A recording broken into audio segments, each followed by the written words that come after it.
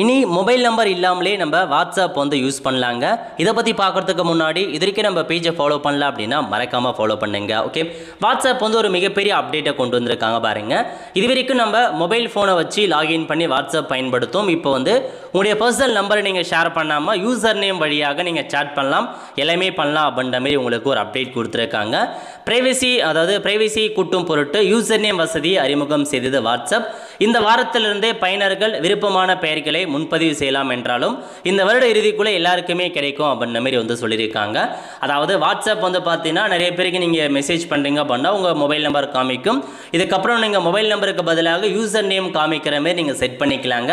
User name வசதி இந்த வார இறுதிக்குள் வருது, பட் எல்லாருக்குமே இந்த வருஷத்துக்குள்ளே கிடைச்சிரும் அப்படின்ற மாதிரி சொல்லியிருக்காங்க. இதுவும் இல்லை, வாட்ஸ்அப்பில் போயிட்டு உங்கள் ப்ரொஃபைல் ஓப்பன் பண்ணிவிட்டு அக்கௌண்ட்ஸை கிளிக் பண்ணி யூசர் நேம் அப்படின்றது இருக்கும், கிரியேட் யூசர் நேம் கிளிக் பண்ணி உங்களுக்கான யூசர் நேமை நீங்கள் கிரியேட் பண்ணிக்கலாங்க. மற்றபடி எல்லாமே எல்லாருக்கும் சேட் பண்ணிக்கலாம், மெசேஜ் பண்ணலாம், எல்லாமே ஒர்க் ஆகும். ஸோ மொபைல் நம்பருக்கு பதிலாக யூசர் நேம் காமிக்கும், அதுதான் ஒரு அப்டேட்டாக கொண்டு வந்திருக்காங்க.